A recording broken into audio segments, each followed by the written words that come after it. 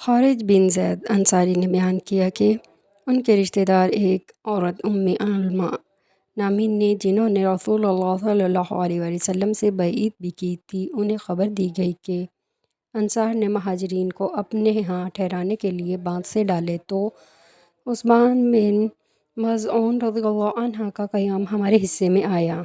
علیہ رضی اللہ عنہ نے کہا کہ پھر عثمان بن مظعون رضی اللہ عنہ ہمارے گھر ٹھہرے اور کچھ مدت بعد وہ بیمار پڑ گئے۔ ہم نے ان کی تیمارداری کی مگر کچھ دن بعد ان کی وفات ہو گئی۔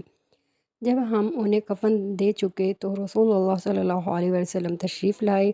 میں نے کہا، ابو الصائب، عثمان رضی اللہ عنہ کی کنیتوں پر اللہ کی رحمتیں نازل ہوں۔ میری گواہی ہے کہ اللہ تعالیٰ نے اپنے ہاں تمہاری ضرور عزت اور بڑائی کی ہوگی۔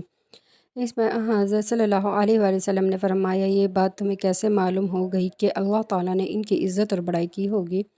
میں نے عرض کیا، میرے ماں اور باپ آپ پر فدا ہوں، مجھے یہ بات کسی ذریعے سے معلوم نہیں ہوئی۔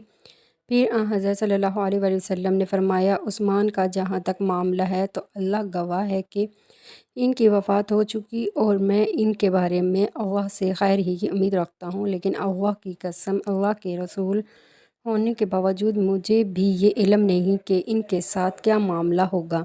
علیہ رضی اللہ عنہ نے کہنے لگے، اللہ کی قسم، اب اس کے بعد میں کسی شخص کی پاکی کبھی بیان نہیں کروں گا۔ اس سے مجھے رنج بھی ہوا کہ حضرت صلی اللہ علیہ وسلم کے سامنے میں نے ایک ایسی بات کہی جس کا مجھے حقیقی علم نہیں تھا۔ انہوں نے کہا کہ ایک دن میں سو رہی تھی، میں نے خواب میں حضرت عثمان رضی اللہ عنہ کے لیے ایک بہتا ہوا چشمہ دیکھا۔ میں رسول اللہ صلی اللہ علیہ وسلم کی خدمت میں حاضر ہوئی، آپ سے خواب بیان کیا۔ آپ نے فرمایا کہ یہ ان کا عمل نیک تھا۔